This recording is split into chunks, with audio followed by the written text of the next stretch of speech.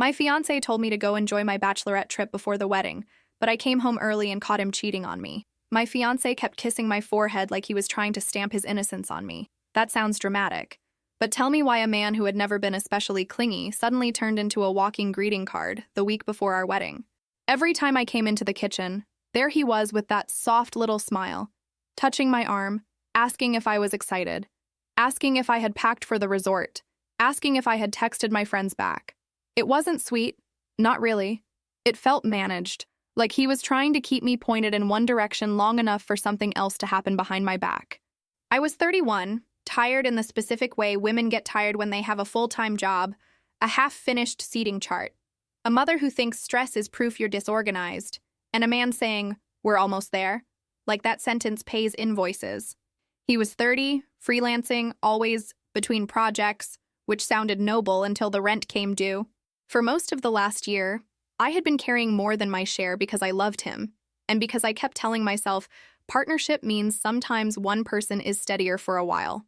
Yes, I know. Please don't start.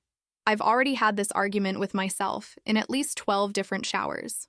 My friends had planned a bachelorette weekend at a resort out in the country, all fireplaces and trails and women pretending we still enjoyed matching pajamas. The wedding was set for the following Saturday, giving us one final girls' weekend before everything changed. I almost canceled twice. Not because I didn't love them. I did. But something about leaving him alone that weekend sat wrong in my chest. He had decided not to do a bachelor party, which on paper made him look mature and above nonsense. His explanation was that he needed the weekend to work and make up for the time he'd be taking off for the wedding. Very responsible, very adult, very fake, as it turns out. The weirdness had started in little ways. He stopped answering video calls unless I texted first. When I asked what he had for lunch, he gave me those vague, useless answers men give when they don't want follow-up questions. Just grabbed something. Nothing exciting. I'm slammed. He also kept bringing up the resort. You have to go. Your friends worked hard on this. Don't make it weird by canceling. Don't make it weird. That line stuck with me. Because why would it be weird for a bride to want to stay home the week before her wedding unless somebody really needed her gone? On Thursday night, the night before I left for the weekend, I stood in our bedroom trying to zip a duffel bag that did not need to be as heavy as it was.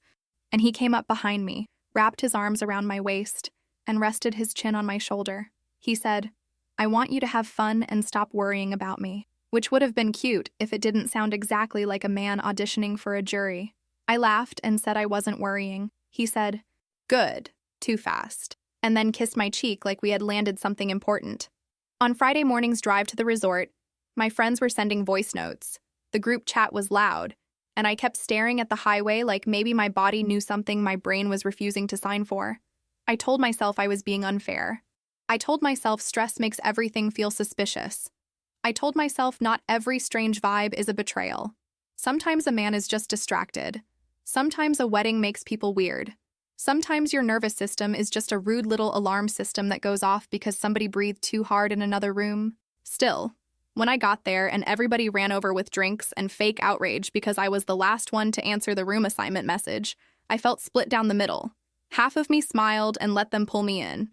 Half of me was still back home, staring at our front door in my mind like it already knew more than I did.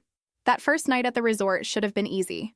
Fire pit, cheap wine, one friend trying to make us all play a question game that somehow always turned into soft public humiliation. Everybody was warm and loud and sentimental in the way people get when they're happy for you, and also a little relieved it isn't their turn yet. I laughed where I was supposed to laugh. I made the little bride speeches.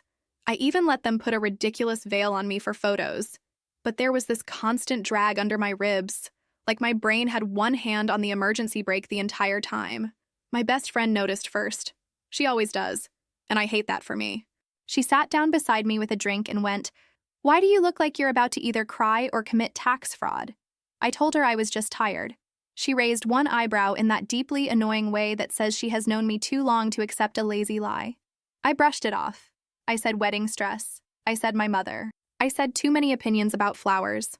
All technically true. None of it the real thing. We stayed up later than we should have, and Saturday morning I woke with that dry mouth, puffy face, low-grade headache combo that makes you feel like your own body is retaliating. I stood in the bathroom staring at myself, mascara shadow under my eyes, hair doing something hateful, and I had this stupid thought that hit me so hard I actually sat down on the edge of the tub. I want to go home and cook dinner for him. Not because that's my job. Not because I'm one of those women. Just because I suddenly needed to see him being ordinary. Needed to watch him stand in the kitchen and complain about work and reach for a spoon and prove my instincts wrong. I tried to talk myself out of it for maybe 20 minutes, maybe 30. I paced around the room while my friends were downstairs hunting coffee like survivalists. I kept thinking, if you leave now, you'll look insane. If you go home and find nothing, you'll have driven all that way because your anxiety wanted attention. But the longer I ignored it, the worse it got. It changed from nerves into certainty so quietly, I almost missed the moment. 1 second, I was embarrassed by my own suspicion. The next, I knew I needed to get in my car. I told the group I had a headache and wanted to go pick up some medicine in town. One of them offered to come with me. I said no too quickly, then smiled in a way that probably looked like I was being normal, but definitely was not. My best friend followed me outside anyway. She leaned against my car and said, "Something's wrong." Not a question, just a fact, laid between us. I almost told her then. Almost said, "I think my fiancé is lying to me and I don't know why and I feel stupid for even saying that out loud." Instead, I shook my head and said I needed air. The drive back to the city felt longer than it should have. I kept switching between anger and embarrassment, which is a nasty combination because you feel dramatic and justified at the same time. Every few minutes, I'd decide I was ridiculous. Then I'd remember his face when he told me to enjoy the weekend, that eager little push in his voice, and my stomach would tighten all over again. By the time I reached our street, my hands were cold on the wheel even though the heat was on. Then I saw the car in the driveway. Not his, not mine, not anybody I knew. Just some unfamiliar car sitting there like it paid bills in that house too. His car was in the garage, which meant he was home. Which meant the "I'll be working all day" thing was already dead before I even turned off the engine. I didn't get out right away. I just sat there staring, like maybe a reasonable explanation would float down from the sky and land on the hood. Delivery? Friend? Neighbor emergency? Surprise? Pick a lie. Pick anything. My heart was pounding so hard it made my throat hurt. Instead of going in, I called him. He answered on the second ring, voice bright, casual, easy. "Hey, baby." I looked at the garage. I looked at the strange car. Then I asked where he was. "At work," he said, without even a pause. That was the moment something inside me went cold. Not cracked, not shattered. Cold. Like my body was done bargaining and had moved on without telling me. I kept him on the phone longer than I needed to because I wanted to hear whether guilt changed his breathing. It didn't.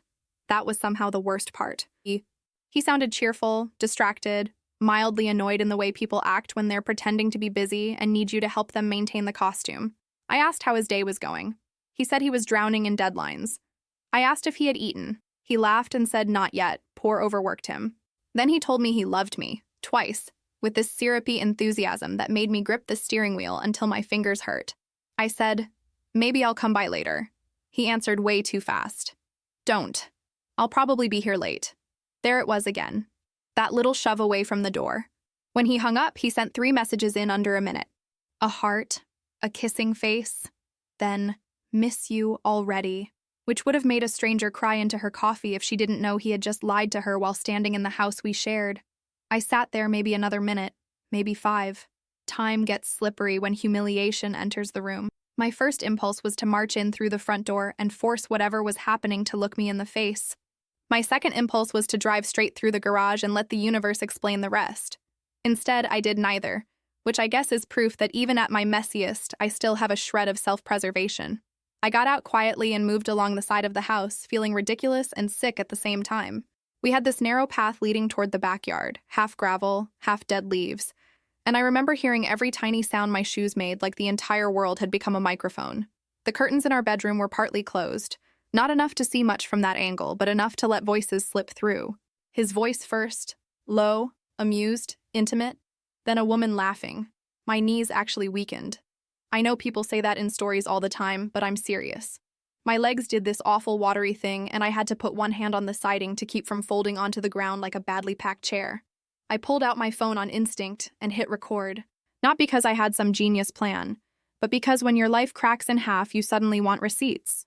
You want proof that later, when somebody tries to smooth it down into a misunderstanding, you will have something besides your own wrecked face. I couldn't see them clearly through the gap in the curtain, just blur and movement and enough shape to turn my stomach. But I could hear. That was plenty. More than plenty. His laugh, her voice, the rustle of sheets. Then him saying something low and smug that made my hands start shaking harder. I couldn't catch every word, but I caught enough. Enough to know he felt safe. Enough to know this wasn't a confused accident or a one-time emotional slip. He sounded comfortable, like he had rehearsed the lie and settled into it. At one point she laughed and he said, "I can't believe we're doing this here. Here. In our bed. In the room where half the wedding stuff was piled in stupid labeled bags because apparently irony likes props." I should tell you that I did not burst in dramatically. I did not kick the door. I did not scream. Part of that was shock. Part of it was pride. Part of it was the horrible understanding that if I walked in there too soon, he would switch instantly from guilty man to manager of my emotions. He would start explaining, pleading, grabbing my wrists, trying to make the scene bigger than the choice. And I could already feel my brain shorting out. I could not afford his version of chaos on top of mine. Then came the sound I will spare you detail about because honestly, it doesn't need detail to be disgusting. Intimacy, obvious and undeniable. I stopped recording. I backed away so fast I nearly slipped. My body took over at that point. I got into my car, locked the doors like they were going to run outside after me, and sat there with both hands over my mouth because I thought I might actually throw up. I remember staring at my own reflection in the rearview mirror and thinking, this cannot be happening to me in my own driveway. Not because I thought I was special, just because it felt absurd. Like, of all places for my life to fall apart, why did it have to be the driveway where we used to unload groceries together? I drove back to the resort on what I can only describe as emotional autopilot. I do not remember half the turns I took. I do remember that I kept switching between crying and going completely blank. At one red light, I actually wiped my face, looked straight ahead, and thought, if I get hit right now, at least I won't have to decide what to do next. Which is dark, yes, but I'm telling you the truth. Not because I wanted to die, because I wanted not to have to think for maybe 5 full minutes. When I got back, everybody was outside on the lawn doing some stupid group game with cups. I parked badly. Like, insult to driver's license badly. I grabbed a bottle from the kitchen, went into the nearest bathroom, locked the door, and sat on the floor in my nice little weekend outfit, drinking directly from the neck, like I had been cast in a cautionary ad about women who ignore their instincts. That is where my best friend found me. She knocked once, then again, then said my name in the tone people use when they already know the answer is bad. I opened the door, and the second I saw her face, I just lost it. Not graceful tears. Not one cinematic drop rolling down the cheek. I mean ugly, breathless, humiliating crying. The kind where words come out in scraps and mucus becomes part of the experience. She pulled me up off the floor and got me into one of the bedrooms away from everybody else. It took me forever to explain because every time I got to the part about the phone call, I wanted to scream. I played her the audio. She went so still while listening that it actually scared me. Then she put the phone down and said, "I will help you bury him," which, to be clear, was not a literal crime threat. It was friendship in its purest form. For an hour or two, maybe more, I just swung between fury and collapse. I said I wanted to call him and ruin his life. Then I said I never wanted to hear his voice again. I said I should go back and throw every wedding item into the yard. Then I said maybe I should disappear and let him explain to everybody why the bride evaporated. My best friend let me spiral for a bit because she knows interrupting the first wave is useless. Then she asked the only question that actually mattered. "What hurts most right now?" I said. That he gets to choose the story if I confront him. And there it was. Because if I stormed in, he would pivot. Men like him always pivot. Suddenly it would be about the fight, the misunderstanding, my timing, my reaction, my invasion, my anger, my tone. The betrayal would still exist, sure, but now inside a mess he helped create and then narrate. I did not want to become one more woman standing in a room full of people being told she was overreacting to the thing he forced her to witness. That was the first moment the cancellation idea took shape, not as some brilliant revenge plan. It wasn't elegant. It wasn't strategic in a glamorous way. It was survival. I wanted one thing, maybe the only thing still available to me, control over my own exit. I didn't need to scream to know what happened. No, I didn't need his confession to validate the car, the call, the voices, the recording. What I needed was to stop him from dressing himself in my forgiveness before I'd even finished bleeding. So I said, "I'm not marrying him." My best friend nodded like she had known that from the moment she heard the audio. Then she said, "Okay, then let's think."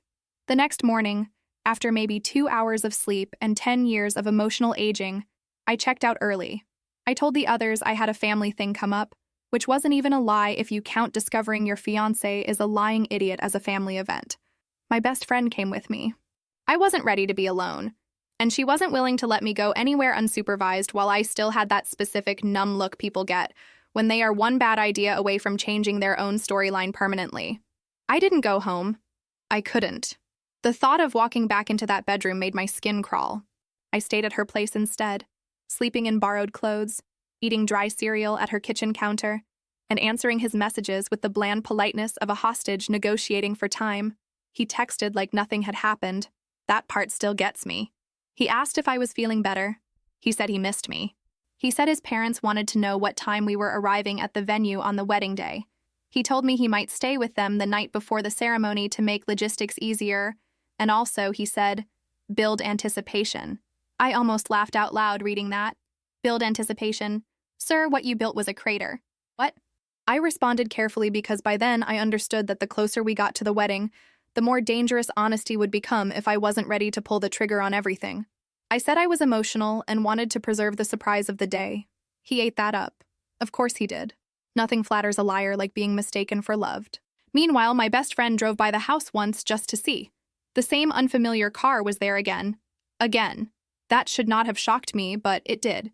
Maybe because some naive little parasite inside me had still been hoping the first time had been an isolated disaster, a panic decision, a singular act of idiocy, not an active situation with repeat parking habits. But there it was. Same driveway, same disrespect, same man. The next day I went back to the house alone because I needed clothes and documents and whatever was left of my self-respect that might have been trapped under a pile of wedding stationery. The place was spotless in that suspicious, overcorrected way guilty people clean. The bed was made too neatly. The counters were wiped. There was one scented candle burning in the living room that I had never bought, which made me stare so hard I thought I might set it on fire with my mind. I packed what mattered. Work clothes, passport, laptop, jewelry from my grandmother, the small, ugly mug I liked because my fiancé had once said it looked depressed, and I'm petty enough to rescue objects out of spite. I left anything that felt contaminated or replaceable. Then I sat at the kitchen table and looked around the house we had built one budget spreadsheet at a time. The couch I paid more toward. The dishes I picked out. The framed print above the hallway table that he swore he loved and probably never noticed. It all felt fake now. Not because none of it happened, but because betrayal retroactively cheapens ordinary happiness. It takes moments that were real to you and coats them in suspicion until you can't touch them without feeling stupid. He came by while I was still there. I heard the key in the door and every muscle in my body locked. I had thought I might be ready if this happened. I was not. He walked in with coffee, smiling, talking before he could even fully see me. "Hey, I thought you were staying with..." Then he stopped. He read the room wrong immediately. You could see it happening. He knew something was off, but he thought it was regular wedding tension. Maybe an argument, maybe nerves. Maybe I had found some text he forgot to delete, but not the whole truth. He actually tried to kiss my cheek. I turned away. He looked confused, then concerned, then softly defensive. What's going on? And this is where you may expect a dramatic confrontation. You will not get one, because real life is meaner and weirder than fiction.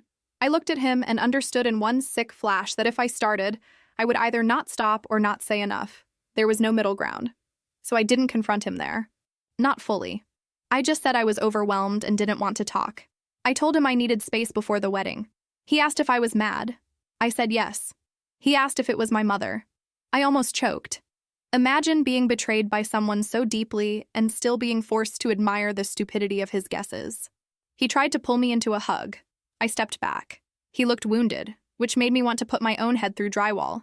Then he started apologizing for being distracted lately, for work stress, for not being present, for any way he had added pressure during planning. It was unbelievable.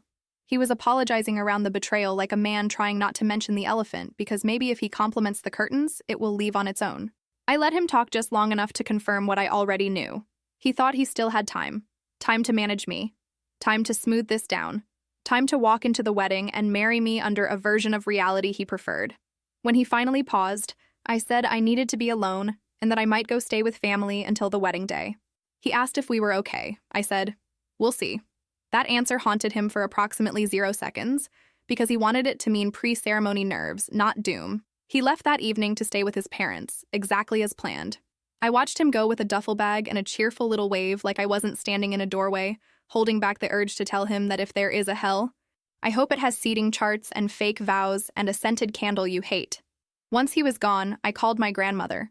She was the only person in my family I trusted not to turn this into a lecture about appearances or endurance, or the sacred institution of keeping your mouth shut in pearls. She listened without interrupting. Really listened. No gasps for attention. No, "Are you sure?" No immediate pivot into her own opinions. When I finished, all she said was, "Come here if you need to disappear for a while." That almost made me cry more than the cheating itself. Not because it was dramatic. Because kindness, when you are humiliated, hits like a crack in the dam. I told her I might take her up on it. She said her guest room was ready whether I arrived with 2 bags or none. Then came the ugly practical part. I drafted an email canceling the wedding. Do you know how surreal it is to type a sentence explaining that your marriage will not be taking place because the man in question is sleeping with somebody else in your home while telling you he loves you? It feels fake even as you type it. Like you're writing a messy cousin's crisis and somehow your own name keeps appearing in the details. I kept the email simple because I was too tired to make it poetic. I wrote it that night and left it unsent. Not to his side. Not to mine. Not yet. That night, after he left for his parents' place, I stayed only long enough to gather a few more things and make the calls I had been avoiding. My mother called first with wedding questions, and that was when I finally told her the truth. She asked if I was sure, which made me furious. But once I sent the audio and the photos, both of my parents understood exactly what kind of man he was. Later that night, I called my grandmother again just to hear the one voice that never made me defend my own pain. The next 6 days before the wedding turned into a creepy little theater production where only one person knew the show had already been canceled. He kept texting sweet things, asking if he should bring anything to my parents' place after the ceremony, asking if I wanted to keep the top tier of the cake or freeze individual slices like people in bad advice columns. He sent a heart emoji every night like routine could cover rot. There's something deeply unsettling about being lied to by someone who still expects affection in return. It makes every normal exchange feel infected. I played along just enough to keep him calm. Not because I enjoyed it. God, no. Half the time I had to put my phone down and walk around the room afterward like I had swallowed bleach. But I knew if I pulled away too hard, too soon, he would sense it. Then I would have to deal with confrontation before I was ready. And I had already decided I was not spending the final days before this disaster comforting the man who caused it. My parents came around slowly. My mother asked to see what I had. I sent her the audio recording and the photos of that woman's car in my driveway from more than one day. Not enough for some dramatic courtroom show, maybe, but enough for normal people living in the real world. Enough to know. My father called me after listening and sounded angrier than I'd expected. Not loud angry, worse, quiet angry, the kind that comes out clipped and careful. He said, "You do not owe him a performance of forgiveness." That helped more than he probably knows. There were still practical issues. Vendors, deposits, guests. My inbox looked like a woman's dream wedding had been taken hostage by spreadsheets. I handled what I could with a numb kind of efficiency. The event space had a balance still due because we had scheduled the final payment close to the date. I left it that way. Not as some mastermind move, more because I genuinely had not gotten around to it with all the chaos. Still, once I realized the timing, I didn't rush to fix it. Let consequences find the right doorstep for once. On Friday night, the night before the wedding, I packed one suitcase and drove to my grandmother's place in another state. The drive was long enough to make me feel like I was peeling myself out of a life layer by layer. My phone wouldn't stop lighting up, friends checking in, a cousin asking where I'd be getting ready, him sending me a selfie from the place where he was staying, smiling like a man with a future. I muted everything except the few people who actually mattered. My grandmother opened the door in slippers and a robe and didn't say a single dramatic thing. She just took one look at my face and pulled me into her kitchen. She made tea, even though I didn't want tea. Older women believe hot liquids can do things therapy only dreams of. I sat at her table under a too bright light and finally let myself say it cleanly, without choking around it. He cheated. In our home. While I was away because he pushed me to go. She pressed her lips together, nodded once, and asked if I wanted to stay hidden or make a statement. That was her exact wording, which is why I adore her. No moralizing, no soft-focused nonsense about healing. Hidden or statement. Your move. I said both. 1 week after I discovered the truth, on the Saturday morning that was supposed to be our wedding day, While he was getting dressed and people were steaming tablecloths and pretending romance is just logistics plus flowers, I loaded my suitcase back into the car outside my grandmother's house and opened the email I had drafted days earlier. Not long. Not theatrical. Just the truth. I had discovered infidelity, the wedding was canceled, and I would not be discussing details further that day.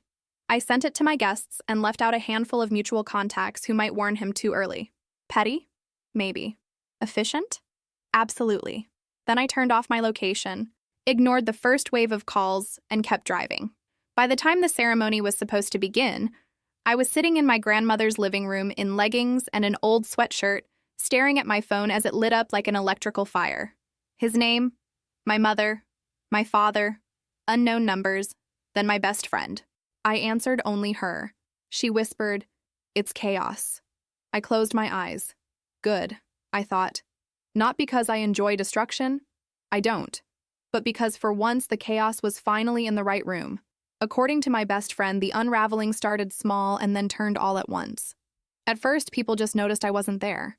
Not panicked, not suspicious, just mildly annoyed in that wedding way where everybody assumes the bride is in some side room being sprayed, pinned, powdered, zipped, and emotionally overmanaged by a cluster of women with bobby pins. He was apparently calm too, walking around greeting people, checking his phone, smiling for relatives, playing the part. Which makes sense. Liars usually do best when they think they still control the timing. Then my email started reaching people. Guests from my side stopped murmuring and started showing each other their screens. One aunt apparently gasped loud enough to turn heads. Somebody asked one of the bridesmaids if this was real. Somebody else went to find my mother. My best friend said you could actually watch the energy in the room change, like a temperature drop before a storm. Not explosive. Worse. Public and creeping. He kept calling me, over and over. No answer. Then he started texting. "Where are you? What is this? Please answer me." Then a few minutes later, "We can explain this. We can fix this." We. Fascinating choice of pronoun from a man who had recently been very committed to solo decisions. At some point, his father tried to smooth things over by telling people there had been an emergency and that the ceremony would be delayed. Meanwhile, the event manager, who I still think deserves a small civic award for professionalism under absurdity, began asking very practical questions about the remaining balance, the cancellation terms, and who exactly was taking responsibility for the expenses already triggered that day. That's where the financial humiliation entered. We had not finished paying the venue. I had delayed the last chunk because money had already been bleeding out of me from every direction, and now suddenly there they were, in formal clothes, negotiating payment for a wedding that was collapsing in real time. His father ended up stepping in and putting his name down to cover what needed covering to avoid an even bigger mess right there in the lobby. According to my best friend, that was the moment he stopped defending his son with his face. Something in him shifted. Pride, maybe. Or just the shock of seeing stupidity become invoice-sized. Later that afternoon, when the whole thing had spread through both families, I finally turned my phone back on. The screen flooded with messages, each one cycling through the same predictable stages. Confusion, pleading, anger, self-pity. I read a few because apparently pain and curiosity are roommates. "Please talk to me. This isn't what it looks like. You blindsided me. How could you do this publicly? We could have handled this privately. I made a mistake. I love you. Please just let me explain." That last one almost made me laugh. Explain what, exactly? The driveway? The phone call? The woman in my bed? The fact that he had enough confidence to push me out of the house for the weekend and then lie to my face while I was staring at his car in the garage? I did not answer him that day. Or the next. Or the one after. My parents went back to the house to collect the rest of my things.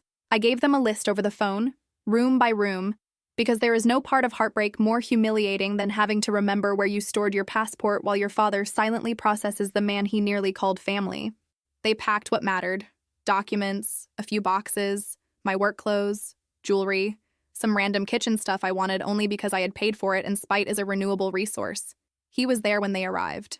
According to my father, he looked awful. Pale, unshaven, like a man who had slept in the clothes he deserved. He kept asking where I was, kept saying he needed to talk to me, kept trying to frame the whole thing as something that had gotten out of hand, which is such an interesting way to describe your own choices, when consequences finally stop letting you narrate them as accidents.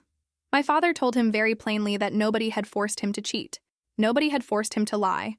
and nobody had forced him to turn our shared home into whatever disgusting little setup he'd been running. My mother, who had started out the week asking if I should hear him out, apparently looked at him and said, "You don't get to ask for grace from the person you humiliated." That was a nice surprise. I had left a note in the kitchen before I went to my grandmother's. Short, simple. I know. Don't contact me. Next to it were the printed photos of that woman's car in the driveway on more than one day. My father said he stared at them for a long time without speaking. Good. Let him enjoy the stillness. The first couple of weeks after the wedding, that wasn't felt less like a clean break and more like living inside the smoke after something burned down. Everybody had opinions. That was probably inevitable. Some people were fully on my side without qualification. Some people did that awful balance take thing where they condemn cheating in theory but also gently suggest maybe public humiliation was a lot.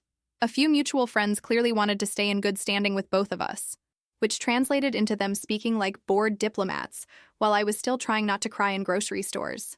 I moved into a small apartment on the other side of town because I couldn't stand the idea of staying in that house, not even if legally and financially I might have had grounds to dig in for a while. I didn't want to win square footage. I wanted my nervous system back. The apartment had thin walls, unreliable water pressure, and one window that looked onto a parking lot with exactly one tragic tree trying its best. It was perfect. Not glamorous, not triumphant, just mine. Money was tighter than I wanted to admit. Weddings are basically a bonfire you feed with your checking account, and even with some refunds, a lot of what I had spent was simply gone. I picked up extra shifts at work. I stopped ordering takeout. I learned how many dinners a woman can make out of eggs, rice, and spite. Meanwhile, I heard through the little underground tunnel system that his mutual acquaintances that he had to move out too because he couldn't afford the rent without me. That did not give me joy exactly, but it did give me a very human, very imperfect sense of balance. Actions, consequences, revolutionary concept. His parents didn't cut him off, but they weren't exactly celebrating him either. Apparently, he stayed with them for a while, and the atmosphere was tense enough to qualify as a weather event. From what I heard later, they helped him in practical ways, but stopped defending him out loud, which honestly felt like the most realistic outcome. His mother reached out once with a message that tried very hard to sound neutral, and landed somewhere around carefully disappointed. She said she was sorry for the pain caused and hoped someday there could be peace.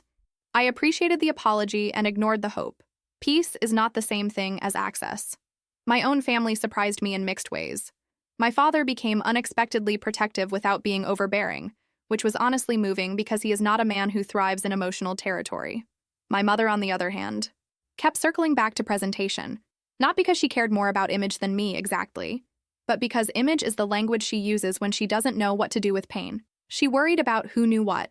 She worried about how people would frame it. She worried that my silence made room for rumors. I finally told her that anybody concerned about the reputation of a canceled wedding was welcome to marry him themselves. That bought me a blessed 48 hours of quiet. Later, when the worst of it settled, she got better. Not perfect, just better. Less worried about appearances, more worried about whether I was eating and sleeping. The hardest part wasn't even the rage. Rage is active, useful sometimes. It gets you through packing boxes and changing passwords and calling utility companies with a normal voice, while your whole inner life is sitting on the floor. He tried reaching out through people more than once. Mutual friends. His mother once, a cousin who should have minded her own business. It was always the same thing in new wrapping paper. He wanted to explain. He wanted one conversation. He wanted closure. He wanted me to hear his side. I shut it down every time. Not because I was strong every second. Sometimes I was furious. Sometimes I was shaking. Sometimes I wanted to answer, just to ask if he genuinely thought the problem was that I had not heard enough. But I had already lived through enough of his version of events. Getting over it wasn't a straight line up. Some mornings I felt almost normal. Then I'd hear a certain laugh in a restaurant or catch the smell of his laundry soap on a stranger in an elevator, and my whole body would tense like it expected impact. My best friend said that was normal. She was right. I didn't miss him in the way people assume. I missed the version of my life that hadn't been contaminated yet. I missed certainty. I missed feeling stupid only in the fun, harmless ways. About 4 months later, I got careless, not emotionally, logistically. I had settled into routines, the kind that make you think danger has gotten bored and moved on. Same coffee shop near work twice a week, same table if it was open, same stupid blueberry muffin I kept pretending I'd stop ordering because it tasted like sugar wearing a disguise. I hadn't seen him in months. Hadn't even thought about running into him. That was my mistake. I had started to believe the city was big enough for both of us to disappear into different corners and never collide. I was wrong. It was one of the first places in the city that felt detached from him, from wedding planning, from mutual friends, from all the little haunted corners of the year before.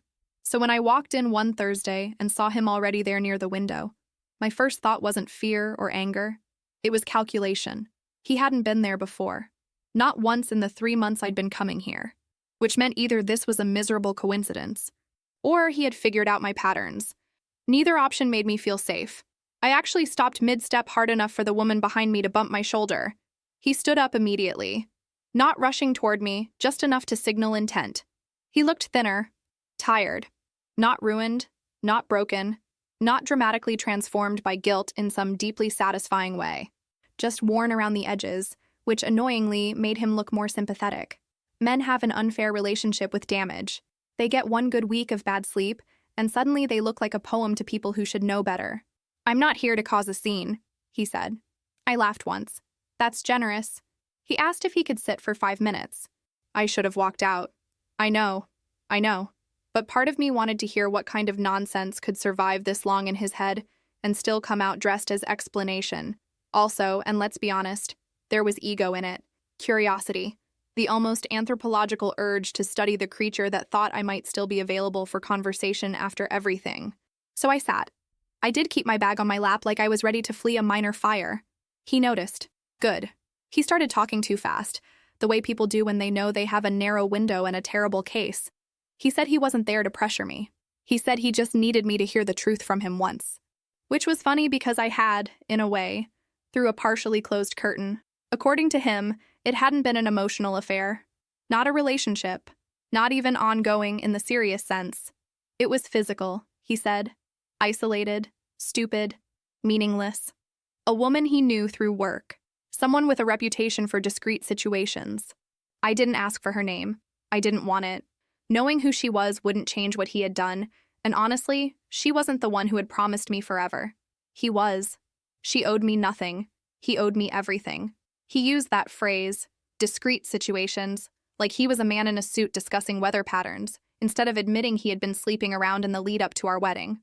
He said he had gotten into his head about marriage, about permanence, about being chosen once and choosing once forever. He claimed he had panicked and wanted to get curiosity out of his system before the wedding, which is such a rotten, selfish thought process I actually felt the air go thin around me. Not because it shocked me by then. Because he still expected language like curiosity to make the offense sound smaller, like what he had done was some pathetic bachelor impulse instead of deliberate betrayal. I let him talk. That was probably my first mistake in the meeting. Silence encourages men like him. They start mistaking your restraint for openness. He kept going, said he had never stopped loving me, said it was never about replacing me, said the wedding was real to him, said he'd planned to end it and commit fully and bury the whole thing. Which, wow, thank you. How lucky I was almost allowed to marry into a secret cleanup operation. When I finally spoke, my voice surprised even me. Calm, flat. "So your defense is that you intended to lie forever?" He flinched, but only for a second. "No," he said. "My defense is that it was ugly and stupid and didn't mean what it looked like."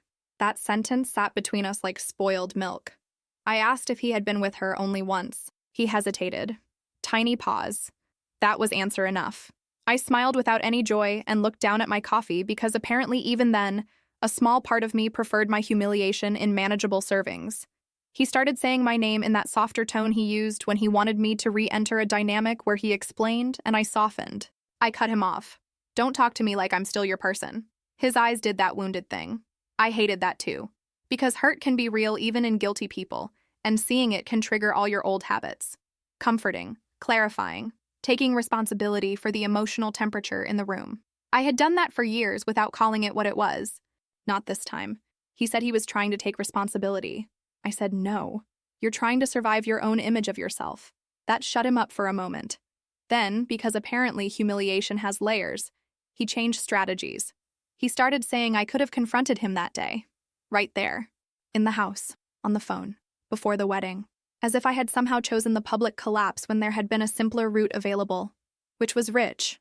Incredible, really. The man who cheated in our home while I was gone at a pre-wedding event wanted to critique my methods. He said, "You didn't have to destroy everything." I actually laughed then. Not because it was funny. Because the nerve of that sentence deserved sound. You destroyed it, I said. I just refused to help you hide it. He rubbed his face, looked down, looked up again. Then came the pivot I should have predicted. He brought up his parents. How devastated they were. How humiliating it had been for them. How his father had to cover the venue costs. There it was, the old trick.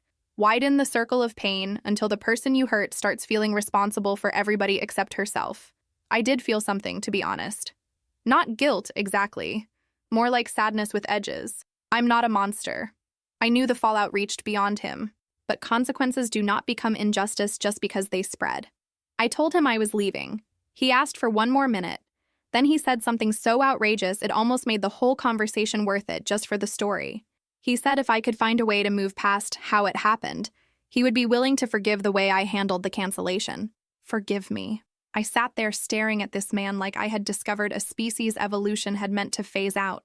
He saw my face and backtracked. Fast. He said that wasn't what he meant exactly.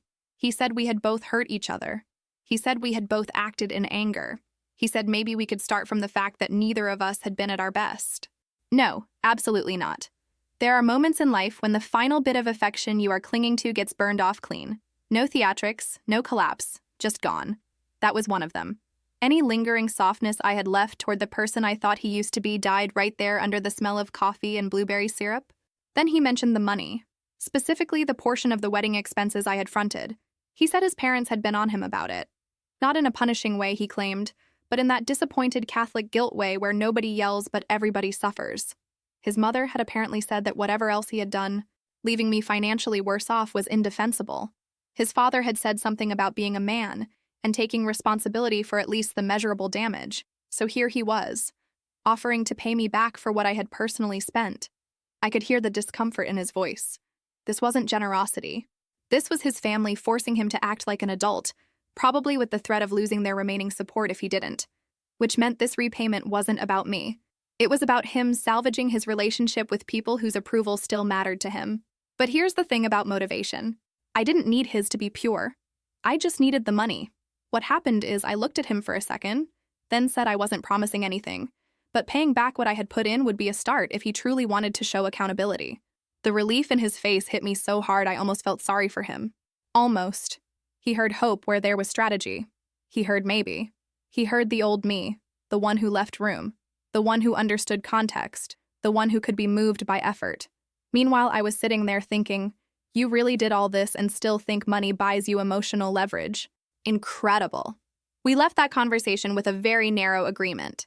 He would transfer the amount I had directly covered, in parts if necessary. I would unblock him only long enough to coordinate the logistics. Nothing else was promised, but he left acting like the door had cracked open. That was his interpretation, not mine. My best friend called it emotional collections work. My grandmother called it getting your money back from a fool. I preferred my grandmother's version. Over the next 2 months, he became the most determined payer I had ever seen. Amazing what motivation can do. He took extra work, borrowed from somebody, cut expenses, and sent long messages framed like accountability, but always drifting toward sentiment. He'd confirm a transfer amount, then add some line about missing my laugh. He'd ask whether I received the payment, then mention he had driven past the old apartment and thought of me. He would act almost respectful for 3 messages, then slip and start sounding hopeful, like he believed every transaction was also a stitch closing the wound. I kept my responses minimal. Received. Noted. Send by Friday. That kind of thing. Dry enough to discourage romance, polite enough not to threaten the payment stream. If that sounds cynical, fine. I call it post-betrayal literacy. Some nights, after reading his messages, I would feel weirdly hollow. Not tempted, just tired. There is something exhausting about keeping a liar close enough to settle an account without letting him back into your life. It's like carrying a box with broken glass in it. You can do it. You just can't relax your grip. Around the middle of that period, he sent a longer message saying he knew he had no right to ask for anything, but paying me back had made him realize how much he had taken for granted. He said losing me had clarified everything.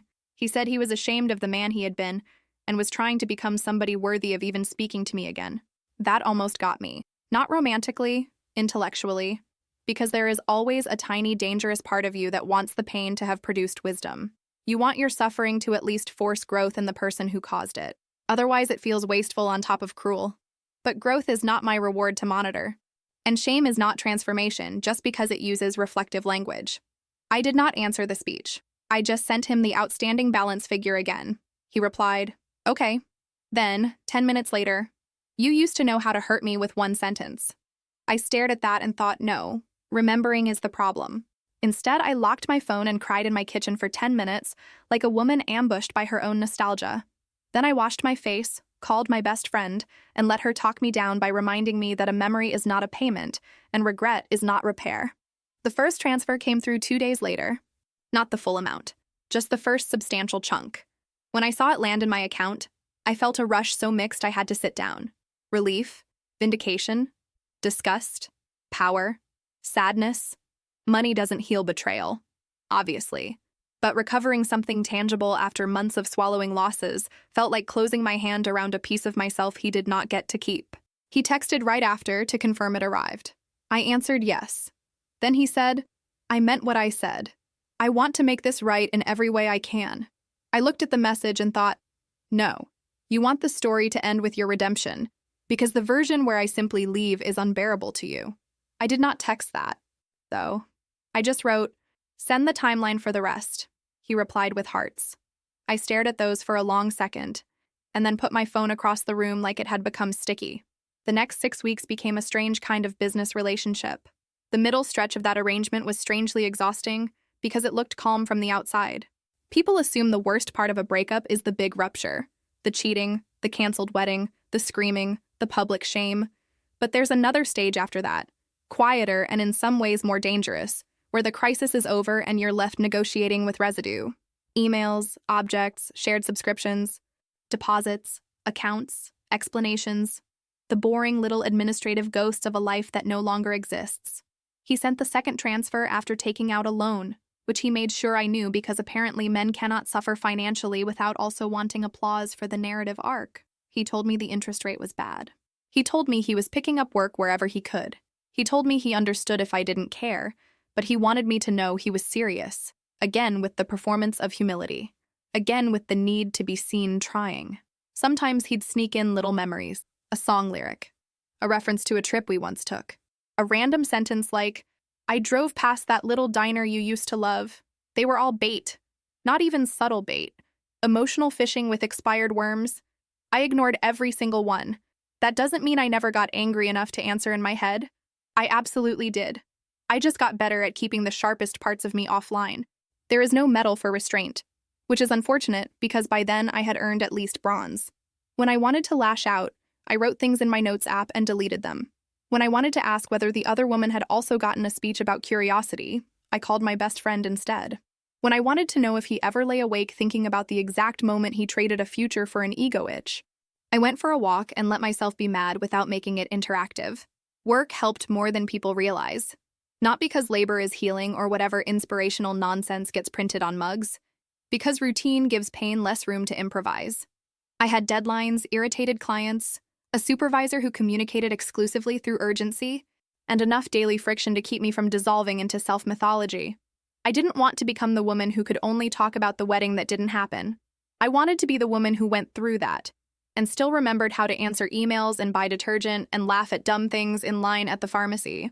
My father took me to dinner one evening, just the two of us, which still felt slightly surreal because our relationship had always relied on side-by-side affection rather than explicit emotional discussion. We sat in a little neighborhood restaurant with sticky menus and terrible lighting, and after a long silence, he asked if keeping contact open for the money was messing with my head. I said yes, but losing that money had messed with my life too. He nodded. Then he said something I kept thinking about for days. "Just make sure you know the price of every conversation." That was exactly it. Every exchange cost something. Focus, energy, emotional drag. Even when I was in control, even when I kept it dry and transactional, access is never free, especially for somebody who has already used it badly. I started becoming even stricter after that. Fewer words, no warmth, no punctuation that could be misread as softness, efficient, almost cold. It worked. He noticed. One message came in late one night that was more honest than most of the others. Maybe because exhaustion had finally burned away his tactics. He wrote, "It feels like you talk to me like I'm a utility company. I read that and barked out a laugh so sudden I scared myself. Because yes, exactly. That was the relationship now. A reluctant service provider resolving a debt. I did not answer that part. I just replied, "Remaining amount?" He sent it the next morning. There were still moments of weakness, but not in the direction he probably imagined. I never seriously considered taking him back. What I did feel sometimes was the ache of wanting the entire year erased, wanting to be the version of myself who had still been building a seating chart and worrying about appetizers, wanting not to carry this story around in my body. The temptation was never him, it was amnesia. The final transfer date kept shifting, but eventually he pinned down a week. He said once that was done, maybe we could have one real conversation with everything finally on the table. He used the phrase closure, which I have come to think is just emotional glitter. People throw it everywhere because it sounds meaningful and makes a mess. I told him we'd discuss next steps after the payment cleared. There were no next steps. Not really. But by then, I knew better than to announce the ending before the money landed. Practicality is not romance, but it is a very loyal friend once you finally start letting it drive. The final payment arrived on a Tuesday afternoon while I was at my desk pretending to care about a spreadsheet. My phone buzzed, I glanced down, and there it was. The remaining amount, complete, ugly in origin, beautiful in effect. For a second, I just stared at the screen because anticipation had stretched this moment so long, I had stopped trusting it would actually happen. Then my whole body loosened in one sharp, weird wave. Not joy. More like the release of a muscle I hadn't realized I'd been clenching for months. He texted almost immediately. "It's done." Then another one. "Can we talk now?" Really talk? There it was. The thing he'd been paying toward in his own mind all along. Not the debt. Access. Narrative. A final hearing where he could present his better self and maybe convince both of us that effort had changed the meaning of what happened. I put my phone down and went to the bathroom because I wanted to answer from a place that wasn't fueled by adrenaline. Progress, right? Look at me, behaving like a person with an impulse filter. In the mirror, I looked ordinary, tired, a little older around the eyes than I had been before the wedding year. Lipstick half gone, hair fighting humidity. Just a woman in an office bathroom about to close a door that had already been closed in her heart for a long time. That steadied me more than any speech could have. I went back to my desk and typed the message I'd been drafting in my head for weeks. I told him I had agreed to stay in contact for one reason only: repayment. I told him that was complete now, and so was any obligation between us. I said he had mistaken access for hope and persistence for change. I said loving me would have required honesty before damage, not regret after consequences.